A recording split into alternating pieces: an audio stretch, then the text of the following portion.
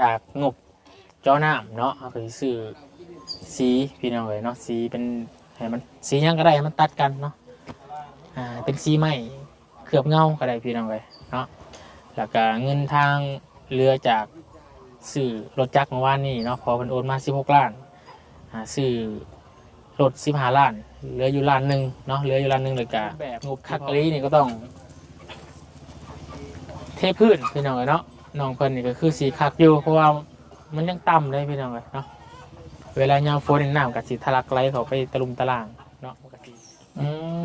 ต้องขาเพื่อนน้องปูนะอยู่คนละฝากทางวะเป็นพวยหันเนาะโอเคอ๋อบอลที่น้องวัวไปส่งกันตอนน่ะปะโอเคบอลนี่แล้วเนาะวัวไปไม่ได้เป็นตัวล่ะ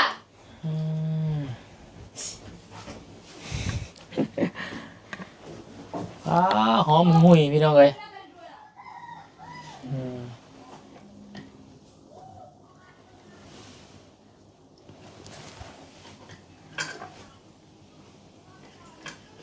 บางทีบางพันพี่น้อง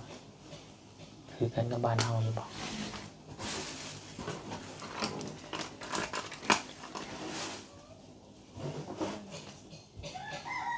เฮ้ยมาเจ็ดโจเลยผมเลยหัวเลยเนี่ยอันเลยถัดหมุนลงก็อันเป็นวันชวนเลยมาเราตู้มาตู้เลยน่าเลยพอเลยชัดเราไปใหญ่กว่าในว่าอันเป็นบันชวนเลยหรือเป็นบันชวนเลยนะบันชวนเนี้ยมาตู้นาละถึงขนาดชัดเราใหญ่กว่า โอ ใน เคเลยนะเพิ่นก็เลยอยากจะขึ้นเพื่อนเนาะตอนหับเพื่อนใหม่เนาะ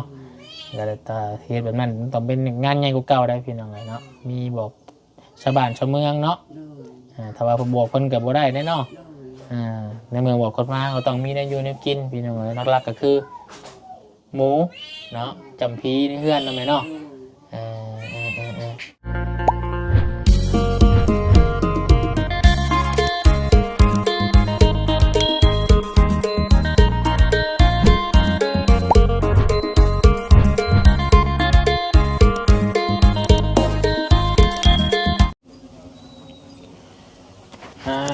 โจ้พี่น้องเลยเนาะเสียงลมโอ้ยวายโชยมาตามอากาศเนาะตามต้นไม้ต้นตอกพี่น้องแล้วดูช่วงใบไม้ร่วงเนาะหรือว่าใบไม้หล่นพี่น้องเลยเนาะมื้อนี้ก็เป็นมื้ออีกมื้อหนึ่งที่สำคัญหรือว่าเป็นมื้องามยามดีสำหรับครอบครัวของน้องมานี่แสงหรือว่าน้องจันมานี่พี่น้องเลยเนาะทางแม่นุ่มเนาะส่วนน้องชายเพิ่นจักซื้อหยังพี่น้องลืมแหละเนาะพอได้เห็นหน้าเห็นตาน้องเพิ่นตื่นมากอะตอนเช้าก็บ่ฮู้มันไปทางใดพี่น้องเอ้ยเนาะเราคอยได้อยู่เฮือนอยู่ซ่านเราอยากอายเนาะถามทางแม่นุ่มเพิ่นอยู่ เป็นเด็กที่ขี้อายเนาะ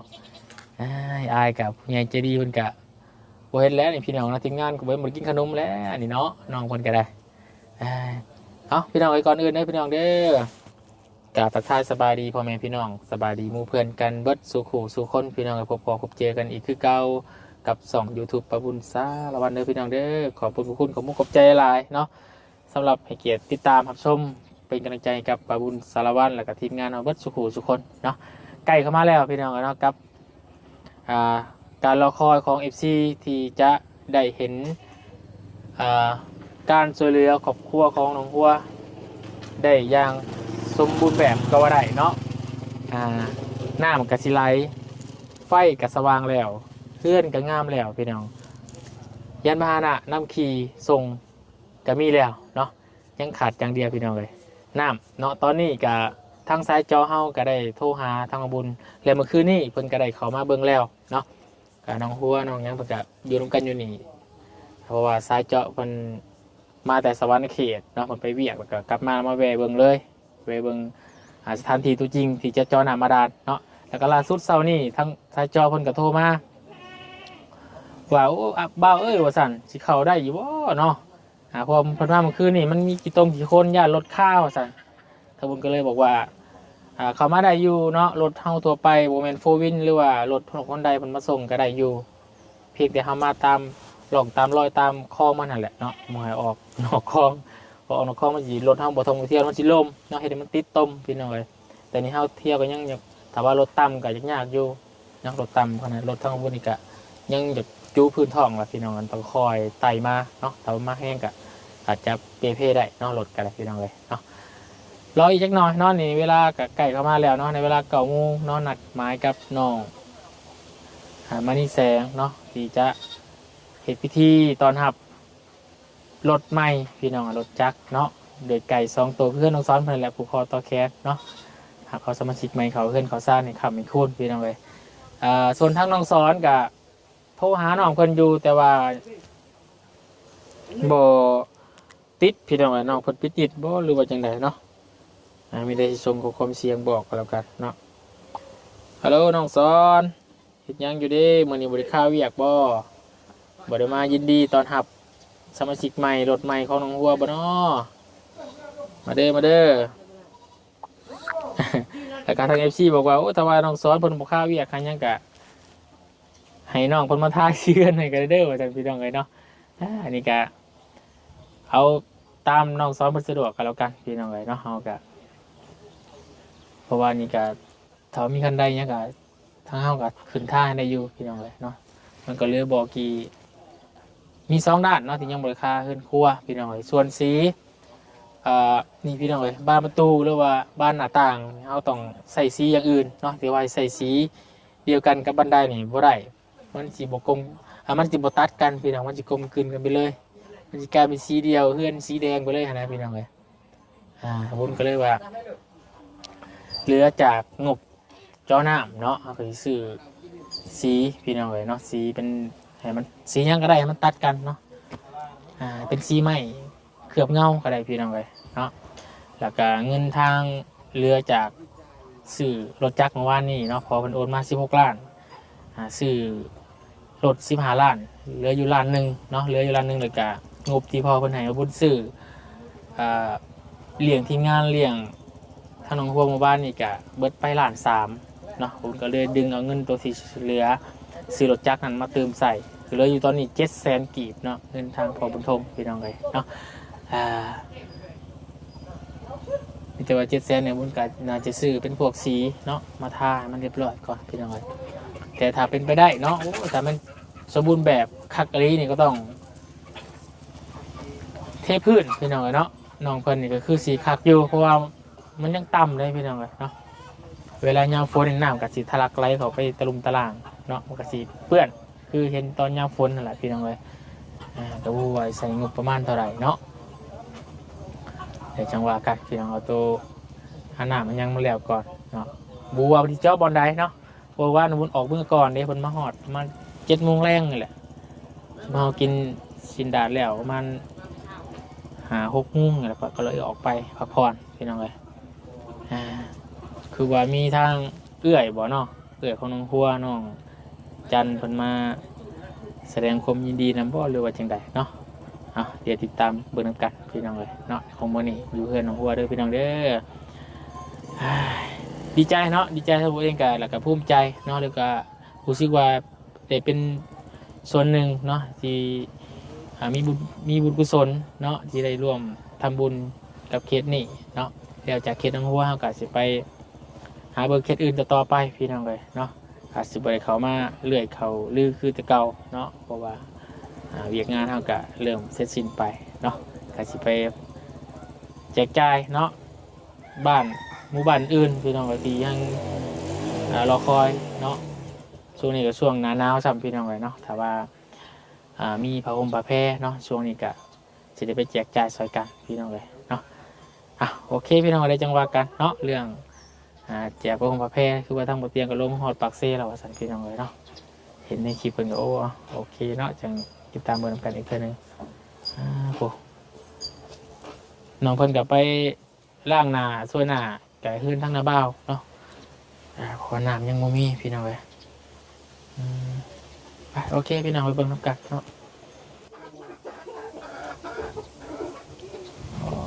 เนาะมีเสียงไก่เสียงกาพี่น้องเลยเนาะคือว่าเป็นบรรยากาศบ้านๆพี่น้องเลยเนาะมีรถมีล่างจอดอยู่ตะลุมตะลางเนาะ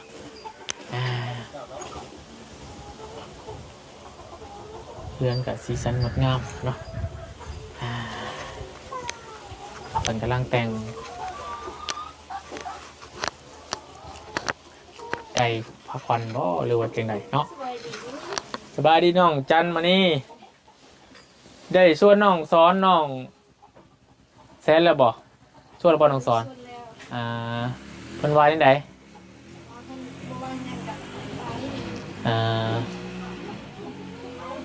โอเคเนาะโอ้ยเลี้ยวแล้วบ่ไก่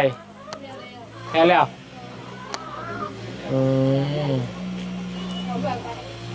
ฮะลงมาคือว่าเอื้อยกับมาบ่โดยพอเห็นเมื่อกี้โอแมนเจ้าบ่เอื้อยเจ้าบ่โดยบ่คือกันแท้เนาะคือกันคือฝาแฝดเลยรถเนาะได้ใช้งานแล้วบ่ขี่ไปใช้แล้วบ่ยัง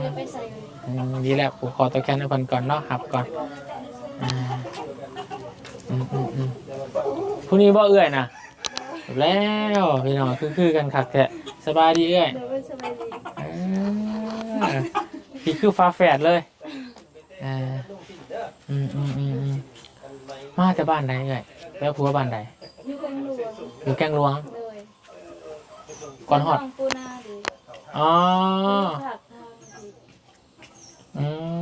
ตรงขามเมืองหนองปูนาอยู่คนละฝากทางวะเป็นผัวอยู่หันเนาะโอเคอ๋อบอลที่น้องวัวไปส่งกันตอนน่ะปะโอเคโอ้ยเนาะอยู่แก่กันแสดงว่าเจ้าไปเค้นอยู่ช่วงเอาไปซอยเร็วหนองปูนาเนาะไอ้ลูกจะค้นแหละลูก2 คนผู้หญิงผู้ชายปะผู้หญิงเบิด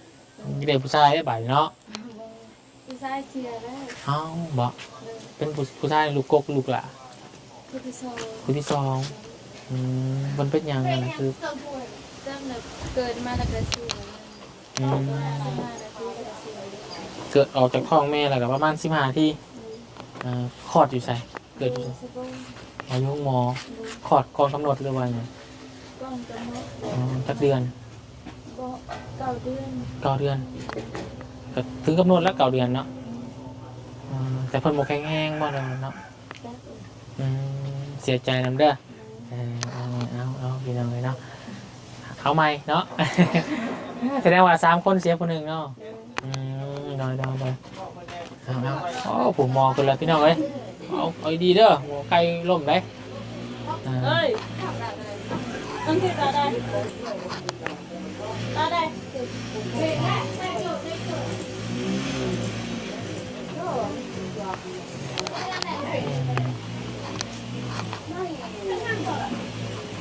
เป็นก็ได้เนาะสีเหลืองพี่น้องแต่จะทาบอลนี่แหละบอลใหม่คือสีเป็นสีแดงคือสีงามเลยเนาะ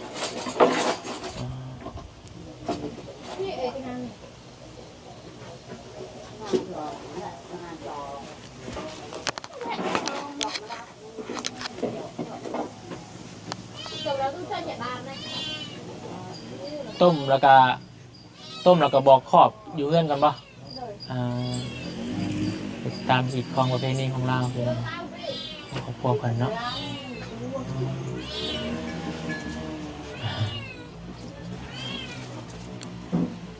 เอาพี่น้องเนาะเราเบิ่งติดตามกันเนาะตอนนี้ก็มาเบิ่งปลายรถคืนพี่น้องเลยทีมงานก็พากันซื้อเลขคืนนี่พี่น้องเอ้ยบ่ถือเลขครับออก38พี่น้องเลยเนาะบุกไกลเลยคือทะเบียนของวัวเนาะ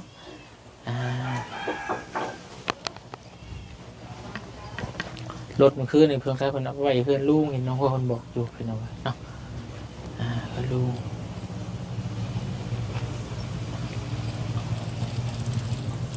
โอเครอถาก่อนแป๊บนึงพี่น้องเลยโชว์บอลนี่แล้วเนาะ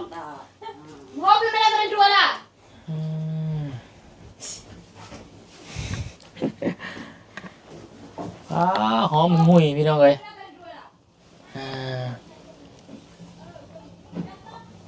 ไก่มันกับบริเวณเครื่องในเครื่องยังออกเนาะแล้วก็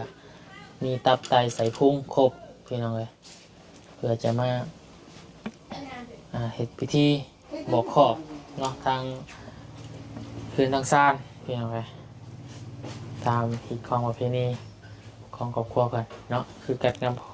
ำทางพอน้องซ้อนมันเห็ดอะไรพี่น้องเนาะไข่2 หน่วย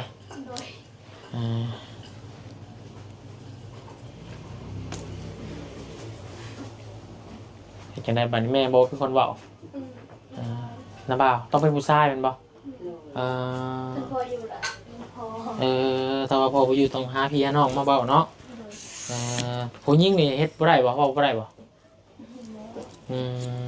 ได้คือกันแต่ว่าเราเป็นสะพ้ายเด็กเป็นพี่สะพ้ายของน้ามันบ่ได้เป็นต้องให้เป็นน้องของพ่อบ่แต่เป็นไผ่เป็นเคยเนี่ยเฮ็ดบ่ได้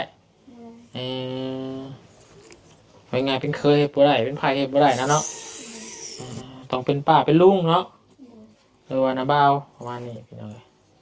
เคยอยู่ไปชุดได้อยู่นี่ก็ได้ด้วยเคยอยู่เคยเคยไปสู้อยู่นี่จะได้ด้วยได้เยอะเลยตอนนี้ก็ต้องเก็บไปพี่น้องเนาะเดี๋ยวขอแอบเบิ่งในพี่น้องเลยเนาะผู้สาวเบิ่งบอลแต่งหน้าแต่งตามาดีน้องมานี่แสงพี่น้องเลยทางสายจอเพิ่นมาเมื่อคืนนี่เพิ่นไว้ได้แน่เพิ่นบ่ได้ลงไปรถเพิ่นทำซื้อว่าอยู่ใส่เพิ่นสหัวแล้วน้องก็บอกว่านี่น้องแล้วเราก็เอาเบอร์แล้วเราก็ออกไปเรามื้อนี้สิมาเบิ่งเนาะเพิ่นบอกนะรอมคืนรอมมื้ออื่นตื่นสมาสิมาแล้วบ่เนาะแต่ที่น้องว่าเราโทรว่ายังสิแปลงจักแปลงจักกี่บาทเลยคือว่าแปลงหลายมื้อได้บ่แล้วบ่เนาะก็เป็นห่วงทางเขาแน่ย่านรถค่าบ่นั่นพี่น้องเนาะย่านรถค่าว่าบ่ได้เงินแล้วเนาะน้องหัวมาต้องเสี่ยงแล้วพี่น้องเอ้ยเอาจะได้กะให้แค่บอกกันพี่น้องเอ้ยเนาะถ้าว่ามากะมาหรือบ่กะมาก็ให้บอกกันทางเฮาก็สิได้จัดแจงเนาะเอาทางจะโคตรใหญ่เข้ามาแหละพี่น้องเอ้ยจะโคตรใหญ่เข้ามาแหละมันเฮ็ดพิธี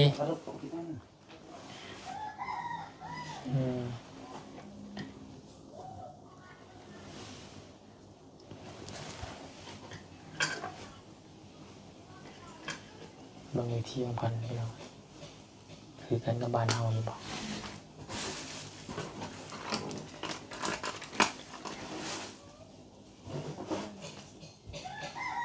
เฮ้ยมาเจ็ดโจเลยผมเลยหัวเลยอันเลยถาดหนึ่งลงก็อันเป็นวันชวนในบาร์ตู้มาตู้เลยหน้าเราพอเลยชัดเราไปใหญ่กว่าในว่าอันเป็นบันชวนเลยหรือเป็นบันชวนเลยนะบันชวนเนี้ยตู้มาตู้หน้าละตรงขนาดชัดเราใหญ่กว่าในมาจูรถชัดเราใหญ่รถจนบันชวนต้องขับคูนเก้นในรถใหม่แล้วมาขับคูนเพื่อนซ่านเนาะเยอะนะโก้มันจ่าใบมวยใบแล้วโดนนานแล้วมากระเจียดโจเลยทีนึงตัวมาตูละลุงป้าเอาปกติเลยจนบันจนชวนอยู่ดีไม่แห้งแล้วปกติจนบันจนชวนเลยกันเท่าเลยจนลุงขาขาชามันจ่าจนรับมวยเชี่ยวเดี๋ยวเราโก้เรียนชาวจ่าตะกะแตกจังไรเรียนอจ่าตะลงตะโตเย็นรอบได้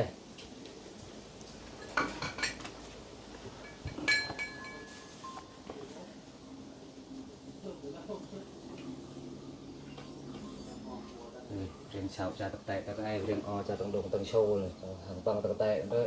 บันจนชวนตุกเจ้าแล้วเนาะจ้าหัวขอบพันเรียบร้อยเนาะจ้าบอกว่าได้รถใหม่เนาะจ้ามาขำคุณเพื่อนซ่านประมาณนี้เนาะจ้าอยู่ดีมีแห้งเนาะโดยรถก็ชื่อไม่เลยให้คำให้คุณโดยบอกขอบเพิ่นเนาะเพื่อนซ่านพี่น้องได้แล้วเนาะเอาขอบใจเด้อท่านอาบ่าวพี่น้องเอ๋ยเนาะกินข้าวกินน้ำแล้วบ่ กินเลย เอ ชัดเลย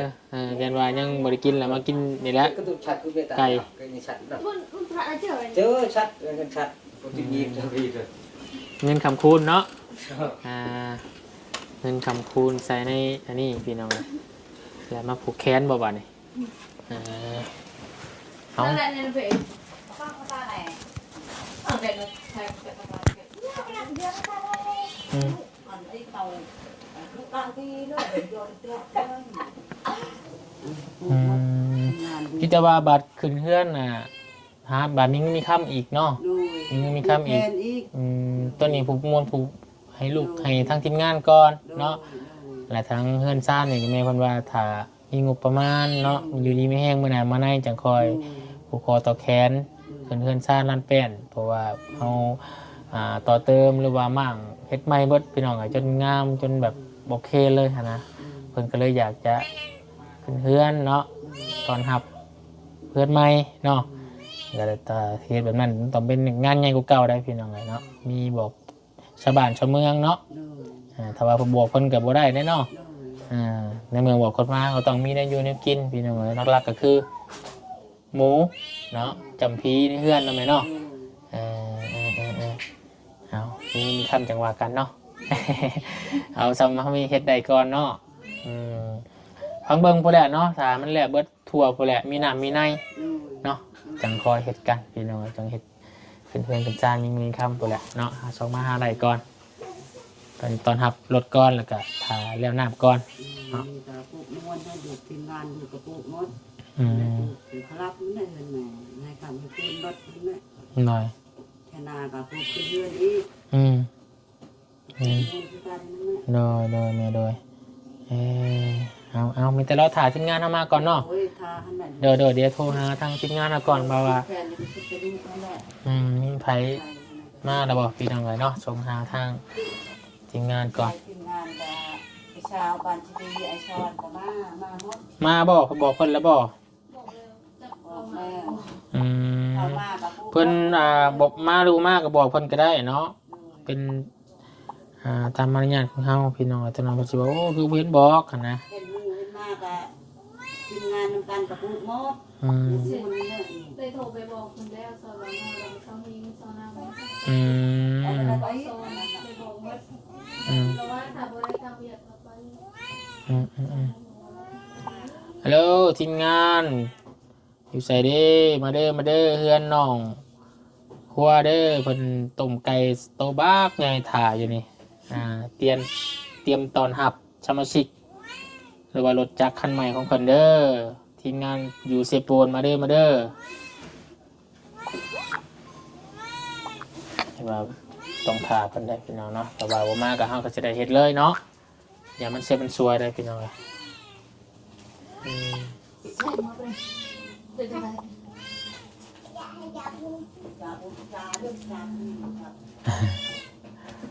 โอเคนี่แต่เราถ่าก่อนเนาะเจ้าเฝ้าเด้อ จะได้ไม่เอาไปกินก่อนให้น้องจันน้องเลยคือกันแห้งกับเอื่อยเนาะ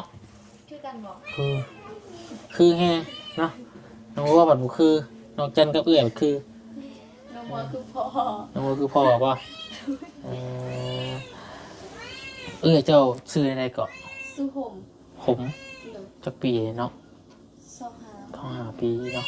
สองหาน้องว่า19เนาะเจ้า17น้องลายเจ้า 10 ปี 10 ปีตัวห่างกันเติบอยู่เนาะกับน้องลายพันปีน้องเลยเอาเดี๋ยวรอถ่ายทีมงานก่อนเนาะจะจังว่ากันถ้าพันทีมงานยังค้าอยู่ทางอื่นหรือยังมาประทานมันได้เวลาเราก็จัง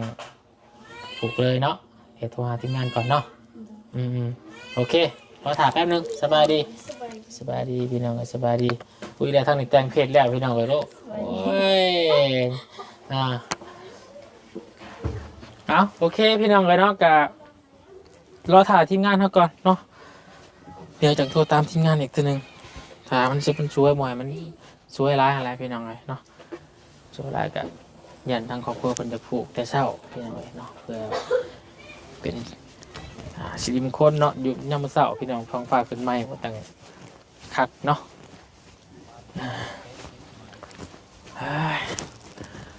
เอาโอเคสาวพี่น้องสำหรับคลิปนี้ก็จะได้ขอจบลงก่อนเนาะพบพอกันในคลิปหน้าแล้วกันพี่ต่อไปเนาะรอถ่ายทีมงานเข้ามาจังคอยว่ากันอีกทีหนึงผมขอตอบแทนตอนหับรถคันใหม่เนาะทางครอบครัวน้องหัวเพิ่นพี่น้องแล้วก็รอถ่ายทางสายเจาะเข้ามาหรือว่ามาจังสิแจ้งพี่แจ้งน้องอีกทีหนึงเนาะสิมีการเปลี่ยนแผนหรือเปลี่ยนแปลงจังใดก็ยังบ่ฮู้ตอนนี้เนาะโทรหาเพิ่นก็ยังบ่ได้อยู่พี่น้องก็บอกว่ามาหาน้องหัวเมื่อคืนนี่ว่าแปลงจักรอีกก่อนบ่ซั่นเอ้ายังแปลงบ่แล้วบ่พี่น้องเอ้ย ฮะโอเคพี่น้องไปก่อนแล้วสบายดีเด้อสบายดีเบัดสุขุสุคนอยู่ดีไม่แห้งโศกมานลำรวยแห้งปังพี่น้อง